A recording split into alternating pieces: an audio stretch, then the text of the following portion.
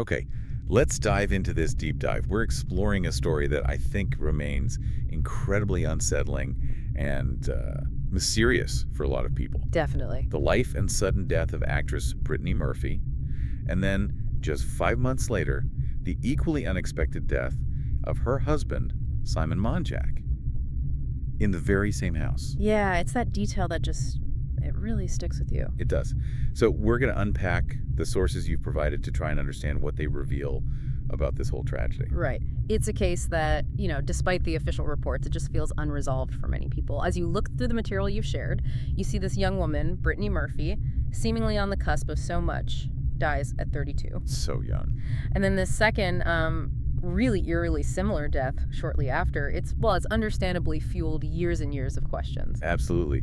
And Brittany, she was this really bright presence in Hollywood, wasn't she? I mean, from her unforgettable breakout as Ty in Clueless. Oh yeah, classic. To dramatic turns in Girl. Interrupted, starring opposite Eminem in 8 Mile. She did romantic comedies like Just Married with Ashton Kutcher. Right. The sources describe her as Hollywood's sweetheart, even America's sweetheart, known for that quirky charm and that incredibly contagious laugh she had. Yeah, the accounts consistently describe her as relatable, down to earth, genuine. There's that lovely quote from her about feeling beautiful when she was just like dancing alone in her bathroom. I remember that. She projected this real image of authenticity. But the sources, they do point to a shift happening around, 2009. Her public image, her career, they were reportedly facing some pretty significant challenges, rumors starting to circulate. Right. And during this time, Simon Monjack is, increasingly present in her life. And the material you've provided paints a picture of him as a British screenwriter with a really checkered past. Yeah, that's putting it mildly based on some accounts. And based on people who knew them, a reputation for being quite controlling. That dynamic, as described in the sources, becomes a really critical part of the story as it moves towards, the tragic events. Exactly. So our mission here, drawing only from the source material you've given us, is to really walk through what happened. We'll look at the official findings for their deaths, the unusual circumstances surrounding those events. Which were definitely unusual. Various theories that have been put forward over the years, and the conflicting information that, frankly, just leave so many unanswered questions. Yeah. It's a deep dive strictly into your material to help you make sense of it all. So, looking at Brittany's path, as outlined in the sources, it kicked off pretty early.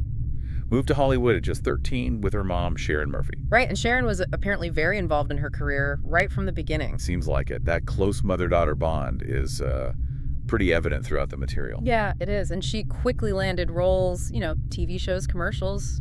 Didn't take long. And then came Clueless, that defining role. Ty Frazier. The sources recount her audition, how Alicia Silverstone and the casting directors were reportedly just stunned. Like saying things like, "You guys, did you see that?" as she left the room. Ow. And Amy Heckerling, the writer-director, is quoted saying, "Brittany just felt like Ty. That sweet, genuine girl trying to fit in." And her line deliveries, you're a virgin who can't drive. It's cemented her, right? Instantly. Totally. Pop culture history. Her career grew from there. Taking on more dramatic parts, girl interrupted. Yeah. Then securing lead roles. Yeah, the sources highlight 2003 as a big year for her. 8 Mile, Just Married, Uptown Girls, Little Black Book. She was really working. She really was. Clearly a talented actress, and she had this public persona, America's sweetheart, consistently described by friends, colleagues as generous, caring. Thinking of others, yeah. She also had some notable relationships. That romance with Ashton Kutcher after Just Married was huge news. Right, though apparently pretty short-lived, like 5 months, the sources say. Yeah, about that. And there were a couple of other engagements after that, before she met and married Simon. And this is where, the narrative presented in the sources seems to take a bit of a turn. How so? Well, following those breakups, the failed engagements, the materials suggest the media climate around her shifted. It got tougher. Yeah, reports started surfacing portraying her as, difficult or erratic. Claims she herself denied, by the way. Right, and there was also significant pressure about her appearance, particularly her weight loss. She apparently felt it was too much pressure. Understandable in that instance. Yeah. The sources detail these persistent rumors about eating disorders, drug abuse, and Brittany reportedly pushed back hard against them, vehemently. I remember reading that Jane magazine interview mentioned in the sources. She said she was losing weight the right way, never did pain meds or coke. Exactly, but the rumors just kept coming. Reports mention a low point with the gossip blind item, one of those anonymous rumors, labeling her a Jordache junkie, which the NY Post actually reported on, apparently, before they had to issue a retraction. Wow. So it got nasty. It sounds like it. The sources suggest she became a kind of punching bag for the tabloids. And according to the material, this media scrutiny seemed to really impact her career, didn't it? It looks that way. Little Black Book is noted as her last major studio film as the lead star. There are claims she was even dropped from Happy Feet 2 because of all the rumors. That's tough. Her final project was a horror film, The Caller, shot in Puerto Rico late 2009. Right, and sources report she was allegedly fired after just one day on set. Why? What happened? Well, some accounts suggested it was because Simon, her husband, was drunk on set, though he denied that, said it was a mutual decision to part ways. Which brings us right to the relationship with Simon. The sources describe it as pretty concerning to those around Brittany. Yeah, Simon Monjack, English screenwriter, 7 years older than her. Yeah. And there's one really unsettling detail noted in the sources. His alleged comment about falling for her when she was just a teenager. What did he say? Something like he saw her photo and was very patient, which is creepy. Yeah, that is creepy. They married relatively quickly, April 2007, after only a short time together. And the sources note this marriage happened shortly after Simon had faced arrest and deportation issues. His visa had expired. So the timing seemed convenient, maybe? For some people looking at it, yeah, it added another layer of concern. And the material consistently describes Simon's reputation. Various people who met him reportedly called him things like a disturbed individual, a con man. Not good. What kind of allegations? Oh, the sources detail a lot. Lying about having terminal brain cancer, being super wealthy, owning Ferraris, even dating Madonna. Just wild stuff. Sounds like a pathological liar. That's how he's described. Along with a history of financial problems. An arrest for credit card fraud, sued by a mortgage firm, sued by an ex-wife, multiple evictions. It's a long list in the source material. And this troubled history, the sources suggest it had a really significant impact on Brittany. Yeah, reports suggest Simon started taking increasing control of her life. How so? Like what kind of control? Claims include him promising he'd fix her career, then firing her longtime team agent, manager, publicist, isolating her from friends, even allegedly taking her cell phone so people had to go through him to reach her. Wow, that's isolating. Totally. And he moved into the house Brittany shared with her mother, Sharon. So it was the three of them living together? Yes. And colleagues, friends, they reportedly observed this increasing codependency between Brittany and Simon. The sources note he became her manager. Okay. And reportedly even her makeup artist, hairstylist, and wardrobe stylist. Doing everything. Pretty much. Which led some, according to the sources, to question that level of control, Was that appropriate? Right. And far from helping her career, the sources claim his influence actually did the opposite. Didn't help at all. Seems that way. Okay, so this leads us into those tragic final months. Late 2009, and then the events of 2010. The sources mentioned that trip to Puerto Rico in November 2009 for The Caller. Yeah, and apparently Brittany, Simon, and Sharon all picked up some kind of respiratory illness during that trip, like a bad bug. Okay. But despite reportedly feeling unwell, Brittany attended one last red carpet event shortly after they got back. Right. Accounts suggest she seemed hopeful, though. And in what turned out to be her final interview with Access Hollywood, she talked about planning to have a child the next year. Oh, that's heartbreaking. Just 17 days later, December 20th, 2009, Brittany was found unresponsive in a bathroom of her Hollywood Hills home by her mother. Yeah. The sources recount her incredibly sad last words, either calling out, "Mom, I'm dying, I love you," or maybe, "Mommy, I can't catch my breath, help me." It's just awful. It's just devastating. She was transported to Cedars-Sinai Medical Center and tragically passed away around 10 a.m. that morning. She was only 32. So young. The initial report from the Assistant Chief Coroner, Ed Winter, came out within 24 hours. Stated the death appeared natural, but they needed toxicology results. And that immediately sparked public shock, right? Yeah. Confusion. How could a seemingly healthy 32-year-old just die of natural causes? It didn't make sense to people. Exactly. When the official cause of death was finally released, it was ruled accidental. Primary cause, severe pneumonia. Okay. With contributing factors being iron deficiency, anemia, and multiple drug intoxication. But importantly, from prescription and over-the-counter meds found in her system, no illegal drugs, no alcohol detected. Right. So pneumonia, anemia, and medications. The sources include details from the deputy medical examiner, Dr. Lisa Sheinin, who did the autopsy. What did she say? She described the pneumonia as severe, believed Brittany had probably been suffering from it for some time, and Dr. Sheinin stated that Brittany could have had a chance if she'd been taken to the hospital earlier. Why? Because pneumonia is apparently very easy to detect on chest x-ray, and it's treatable. Oh, well, so potentially preventable. That's the implication. Her anemia was also found to be extremely severe. Hemoglobin level of 3.0, normal is like 12 to 15.5. That's incredibly low. Dangerously low. Dr. Sheinin is quoted saying the anemia alone could have been fatal, the pneumonia was fatal, and the combination was basically the straw that breaks the camel's back. So it was a perfect storm, medically. Essentially. And the coroner, Ed Winter, echoed this. He stated the deaths could have been preventable, that she should have been getting medical treatment. Which raises so many questions about why she wasn't. Exactly. And then came the second shock. Just 5 months later, May 23rd, 2010. Simon Monjack, found dead. In the exact same house, in the same master bedroom, also found by Sharon Murphy. He was 40. Unbelievable. What's his cause of death? Get this. The coroner's report for Simon found his cause of death to be acute pneumonia and severe anemia. No way. The same thing. Almost exactly the same causes as Brittany.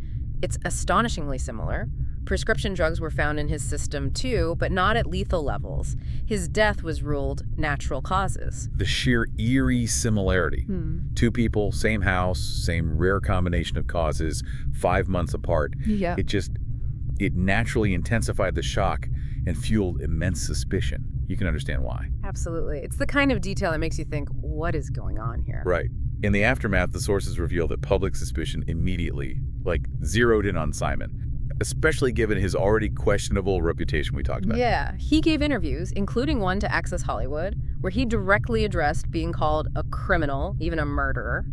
He strongly denied any illegal drug use or prescription drug abuse by Brittany. What did he say she was taking? Claimed she only used Vicoprofen for her period, something called Seraphim for a few days a month, cough syrup, herbal remedies, pretty standard stuff. Okay. He also specifically denied that Kathy Nishimi's comment, she'd said publicly she felt Brittany got hooked up with the wrong people. He denied that was about him. Interesting. And one detail highlighted in the sources as particularly suspicious was Simon's initial request that no autopsy be done on Brittany. Right. That immediately raised questions like, was he trying to prevent something from being discovered in her system? Makes you wonder. He reportedly changed his mind later. Initially said he didn't want her pristine body cut open or to cause her mother more pain. Okay. Before publicly stating that he, Sharon, and the family did want to know why they lost our baby. Our baby. Yeah. The sources note that phrase, Simon using our baby to describe Brittany, struck some people as kind of odd, given their relationship. Yeah, a bit strange. And speaking of Sharon, the sources describe the dynamic between Sharon Murphy and Simon after Brittany's death as, well, frankly, bizarre to many observers. That's putting it mildly. Reports indicated they leaned really heavily on each other, appeared as a united front in interviews they did together. Okay, understandable grief bonding maybe, but... Well, it went further, according to some reports. Based on a reporter who was apparently allowed inside the house, there were claims they were allegedly sleeping in the same bed. Were they? Yeah. And photos reportedly surfaced of them holding hands in what some described as an odd photo shoot sparked rumors of romance. Wow. What did Sharon say? She strongly denied those rumors, called them disgusting, insisted they were simply close friends, family, supporting each other through intense grief.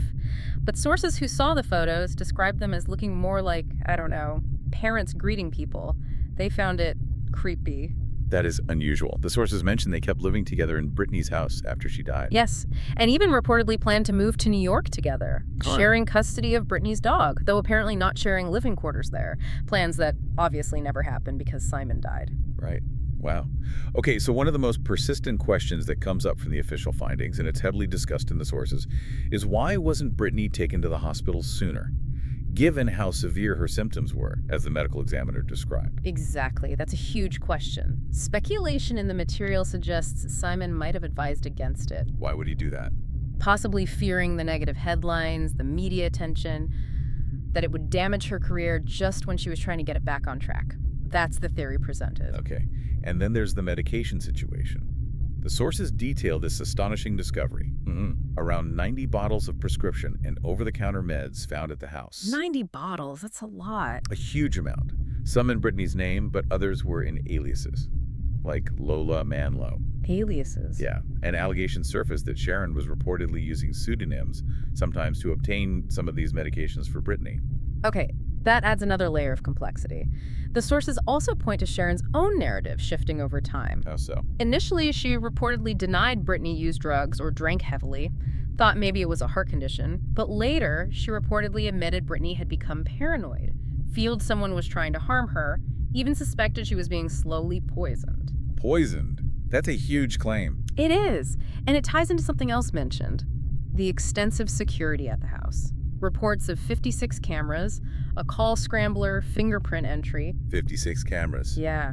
Simon reportedly claimed it was all for Brittany's safety, but some in the material suggest it actually indicated she was living in a state of fear. You can see how people might interpret it that way. Another factor mentioned in the sources relates to Brittany's estate, her will. Right. Her will reportedly left everything to her mother, Sharon, and it specifically excluded Simon. Okay, so Sharon was meant to inherit everything. Yes, but there was a catch. Because the trust wasn't fully funded, meaning the assets hadn't all been formally transferred into the trust's name, those assets legally defaulted to Simon as her husband, despite the will. Oh, wow. So he got control. He did. And sources claimed Simon began draining Brittany's CAF reserves pretty quickly. Reportedly took out hundreds of thousands, almost 80% of the money, before his own death. Leaving Sharon with. Reportedly without financial benefit initially, facing uncertainty, having to ask friends for money, according to some accounts. That's awful. After Simon's death, the sources mentioned some kind of dispute over the mansion with Simon's mother. Yeah, Linda Monjack, though Sharon ultimately maintained control of the property. And the mansion itself. The sources note it has its own kind of peculiar history. It does. Reportedly built by Madonna, sold to Britney Spears in 2001, who then sold it fully furnished to Brittany Murphy in 2003. Okay.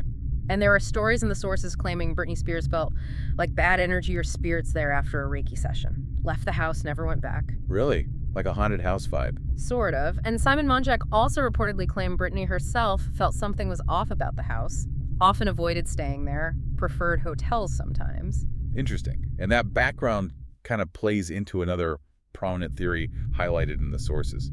Toxic mold. Right. The idea that toxic black mold in the house could have caused their deaths, sometimes called a silent killer. Why did that theory gain traction? Is there a link? Well, the symptoms linked to mold exposure can include things like brain fog, fatigue, hormonal issues, and significantly anemia, which, remember, was a key contributing factor listed in both of their deaths. Ah, okay. The anemia connection. Did officials look into it? Yeah, the LA County Department of Health reportedly considered the mold theory, but the coroner ultimately dismissed it. Stated there were no indicators of mold exposure found during the autopsies. But the autopsies didn't support it. What about Sharon? Well, initially, in 2010, she dismissed the mold theory herself, called the reports absurd, claimed no inspection had happened. My sense of buck. But the sources point to two significant legal things. First, there is apparently a lawsuit with the builders of the house that was settled before the deaths. And then, crucially, in 2011, Sharon filed her own lawsuit against the attorneys who handled that original builder settlement. Why sue her own lawyers? This lawsuit reportedly implied the house did have mold, and that the attorneys had basically advised her to settle when she could have potentially sued for wrongful death because of the mold. Okay, so she did think mold was a factor later on. It certainly looks that way from the lawsuit described in the sources. That lawsuit was eventually settled confidentially. And what happened to the house? The sources note Sharon tried to sell it for a high price after the deaths, couldn't, eventually sold it at a massive loss just before foreclosure, and the buyer reportedly demolished the house completely. Tore it down. So the mold was never definitively confirmed or disproven publicly. Exactly. It remains this persistent, unsettling question linked to those legal disputes and the fate of the property itself, never fully resolved in the public eye, based on the sources. Okay, moving to another theory drawn from the sources. This one involves Brittany's estranged father, Angelo Bertolotti. Right. He had a criminal past, was estranged from Brittany for much of her life, and he publicly stated he didn't accept the official story of her death. What was his take? He reportedly teamed up with a woman named Julia Davis, described in the sources as a filmmaker, an alleged friend of Brittany's, and also a whistleblower against the Department of Homeland Security. Okay. Bit of a tangled web there. Yeah. Julia Davis claimed Brittany was a victim of government retaliation because she was supposedly preparing to testify on Julia's behalf in her case against DHS. Wow. So their theory was That both Brittany and Simon were poisoned, directly linking it to Julia's claims of government targeting. Angelo and Julia apparently went on the news promoting this theory. Did they take any action? Angelo sued the LAPD and the coroner, but the sources say the case was dismissed when he didn't show up for court. But he didn't stop there. No. The sources detail that Angelo commissioned his own independent hair sample test for Brittany. And what did that test allegedly find? According to these sources, the results showed high levels of heavy metals. Things like silver, arsenic, beryllium, barium, substances you can find in like rat poison or insecticides. Whoa.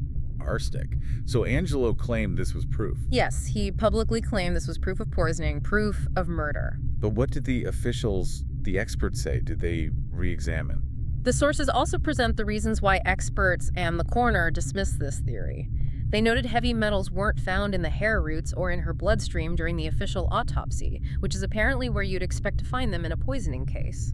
So where could the metals in the hair samples have come from? They suggested it could potentially come from external sources. Cosmetic products like certain hair dyes or hairsprays, which apparently contain colorful compounds that can include some of these metals. Okay, so an alternative explanation. And the official autopsy already had an explanation for the anemia, right? Yes, they cited prolonged heavy menstrual periods as a common cause for her severe anemia. And Sharon, Brittany's mother, also responded publicly to Angelo's claims. What did she say?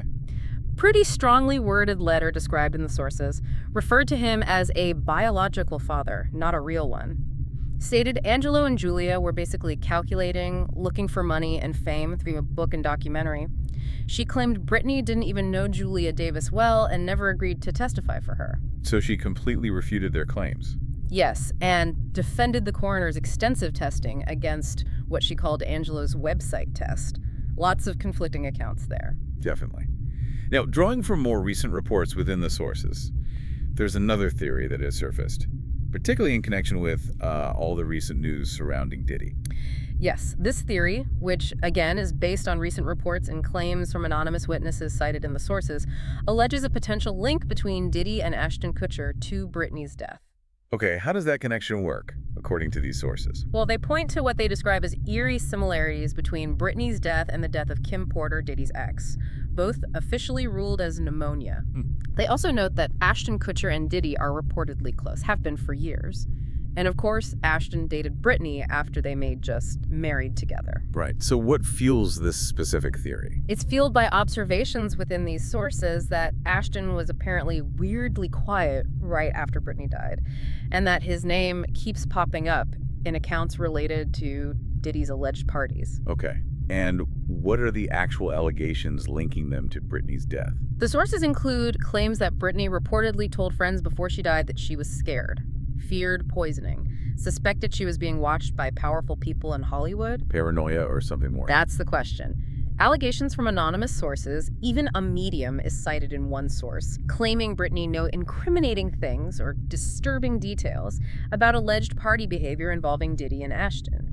That she questioned Ashton's ties to Diddy and allegedly felt this put her in danger. That's pretty explosive stuff. Extremely. One claim mentioned even involves powerful figures allegedly harvesting energy at rituals. It gets very out there. Okay, yeah. It's critical then, as you said, to reiterate that this is presented in the sources as recent allegations circulating among certain individuals and reports. It's distinct from any official findings or confirmed evidence. Absolutely crucial distinction. These are claims reported in the sources, not established facts. Got it. Shifting back to when Brittany passed away, the reaction from Hollywood, as noted in the sources, it was just heartbreak and shock, wasn't it? Yeah, widespread grief. Many figures shared their feelings. Ashton Kutcher tweeted that the world lost a little piece of sunshine. I remember that tweet. Kathy Najimy called her the sweetest, most talented angel, but also added that comment about feeling Brittany got hooked up with the wrong people. Right. The comments Simon reacted to. Exactly.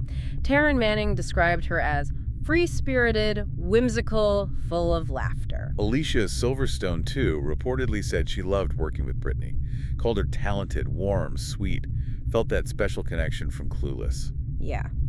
And even years later, Dakota Fanning spoke about still loving and missing her Uptown Girls co-star.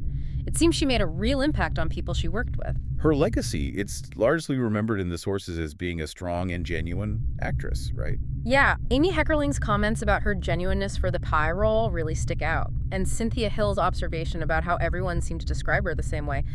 Generous, caring, always thinking about everybody else. That consistency is noted. She had that beautiful quote herself, didn't she? About her desired legacy. Wanting to be remembered as exactly myself, an illumination of light and love and strength. Yeah, powerful words. One perspective offered in the sources, which feels, I don't know, particularly resonant after going through all this, is the idea of the Hollywood machine. Ah, right. That it tends to build stars up only to then, chew them up and spit them out, leaves them vulnerable. Exactly. And this source views Brittany, sadly, as a victim of that really brutal aspect of the industry. You can see why they draw that conclusion, given the pressures described. So as we wrap up this deep dive into the source material you provided, the core facts, they remain stark and just tragic. Brittany Murphy's sudden death at 32. Followed just 5 months later by her husband, Simon Monjack's death. Same house. Both officially ruled accidental. Severe pneumonia, severe anemia, with contributing factors from medications in Brittany's case. That's the official record. But as we've seen, the circumstances described in the sources just layered so much complexity onto those medical findings. The questions persist. Why wasn't Brittany hospitalized sooner? Right, given what the medical examiner said. The sheer volume of medication found, how it was obtained using aliases, the intense security at the house, was it safety or fear? The unusual dynamic between Sharon and Simon afterwards. The unconfirmed but persistent mold theory connected to lawsuits and the house ultimately being demolished. Angelo Bertolotti's heavy metal poisoning claims, dismissed officially, but highlighting deep family conflict and distrust. And now, these recent unsettling allegations reported in some sources, linking her death to powerful figures like Diddy and Ashton Kutcher. It's a lot. Each of these threads, as they're presented in the sources, is just woven with conflicting information, denied allegations, and really a lack of definitive, universally accepted proof for anything beyond those official rulings. Yeah. It's the collision of those facts, the official story, and all these lingering questions and alternative narratives that just keeps this case so unsettling for so many people. This deep dive into your material, it clearly shows that despite the official reports, the combination of just strange circumstances and all these competing theories ensures that many, many questions surrounding these two deaths remain unanswered. Absolutely. So for you, our listener, after going through all this information drawn directly from the sources you shared with us, what resonates most strongly? Was Brittany Murphy's tragic end primarily a medical failure, maybe worsened by circumstances, perhaps poor judgment? Or do you feel that external factors, whether it was, a toxic relationship dynamic described in the sources, maybe a hazardous living environment like the mold theory suggests, or perhaps something else entirely, something more sinister that's alluded to in some of these accounts, played a significant, maybe even determining role in her fate and that of her husband? What stands out to you from this deep dive into the material? Lots to think about.